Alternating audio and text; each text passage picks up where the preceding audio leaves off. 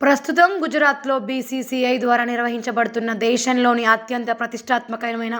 Junior cricket టోర్నమెంట్లలో ఒకటైన Vijay merchant ట్రోఫీకి Bhadrachalam పట్టణానికి చెందిన వికెట్ కీపర్ బ్యాట్స్మెన్ అయిన కె రామ్ పార్థవ్ నాయుడు తెలంగాణ అండర్-16 రాష్ట్ర జట్టు తరపున ఆడటానికి ఎంపికయ్యాడు.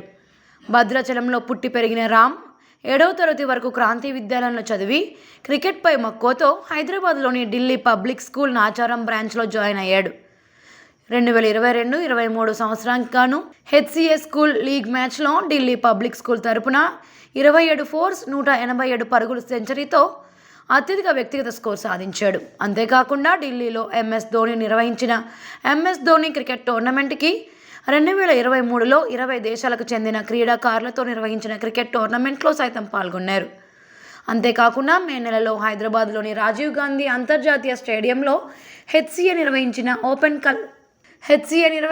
ఓపెన్ సెలక్షన్లో రాష్ట్ర సుమారు 1500 మంది ఆటగాళ్లు పోటీ పడగా 4 పర్యాయాలు వడపోతల తర్వాత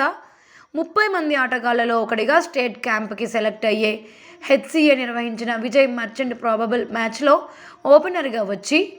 అజేయ శతకంతో పాటు కీపర్గా 7 క్యాచ్లు తీసుకొని వికెట్ కీపర్ బ్యాట్స్మెన్గా స్టేట్ టీంలో స్థానం సంపాదించాడు. రామ్ తన క్రికెట్ శిక్షణ గురించి మాట్లాడుతూ 2019 నుండి ఇప్పటి వరకు తనకు క్రికెట్లో శిక్షణ ఇచ్చిన తన గురువు యాసిన్ బేగ్ అని, నాకు ఆట మీద ఉన్న మక్కువను చూసి తన నుండి ఎటువంటి ఫీజు ఆశించకుండా తనకి ఉచితంగా శిక్షణ ఇచ్చారని, తనని మానసికంగా శారీరకంగా ఎంతో దృఢంగా తీర్చిదిద్దారని, తన గురువు వల్లనే తాను ఈరోజు రాష్ట్రానికి ప్రాతినిధ్యం వహించగలుగుతున్నానని రామ్ తెలిపాడు.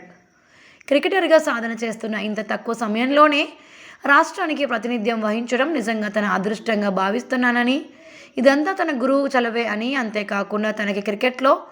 ఓనమాలు నేర్పిన బుజ్జీ సార్కి, తనకు ఎప్పుడూ అమూల్యమైన సూచనలు సలహాలు ఇస్తూ తనని ప్రోత్సహిస్తుండే లాలు సార్కి, ప్రాక్టీస్ సెషన్లో మెలకువలు నేర్పిన సుబ్బు సార్కి నేను ఎప్పుడు రుణపడి ఉంటానని రామ్ తెలిపాడు. ఇక ముందు కూడా జాతీయ స్థాయి మరియు అంతర్జాతీయ స్థాయిలో రాణించడానికి ప్రణాళికలు సిద్ధం చేసుకుంటున్నానని,